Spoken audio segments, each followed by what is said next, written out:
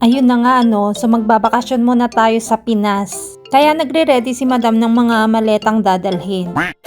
Nagready tayo ng mga ilang kakaunting pasalubong para sa mga bata. At si Bossing napakaraming ni-reading soju, ewan ko kung bakit ganito karami ang gusto niyang dalhin.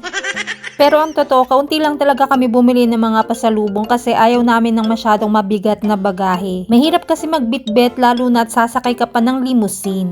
Mabuti nga't may available na ulit na limousine sa lugar namin kasi ang tagal na nitong nawala. Kaya kapag kailangan namin magpunta sa airport, sa Uijeongbu pa kami sasakay ng limousine.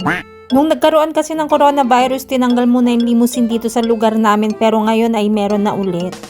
At dahil nga 3 kaming uuwi, syempre sulitin natin yung mga bagaheng pwede nating madala pabalik. Sayang yung pwedeng kitain te.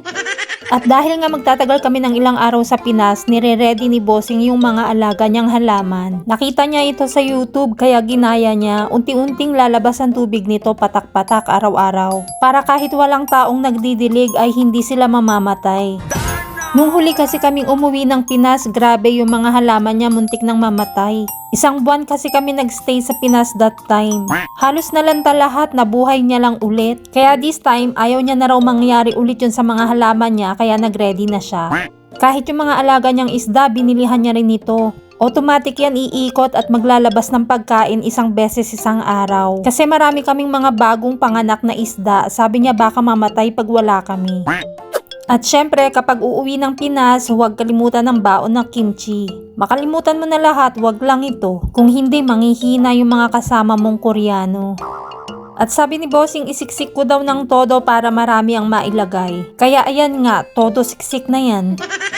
Magpa-park lang kami at sasakay na kami ng limousine. At dahil medyo malayo-layo kami sa Incheon Airport, aabutin tayo ng halos 2 oras.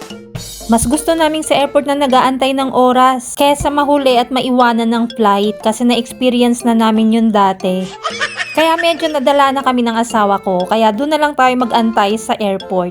Habang nag-aantay ng oras, lagi kong sinisiguro na tama yung mga kilo ng bagahe namin. Dahil sa Incheon Airport, marami kang makikitang baggage repack area. Ang daming timbangan dito na pwede mong gamitin para ma-check mo yung kilo ng baggage mo. Kaya make sure na ginagawa mo rin ito bago ka pa mag-check-in para hindi ka na namumblema sa sobrang baggage. Libre naman din sa Incheon Airport yan.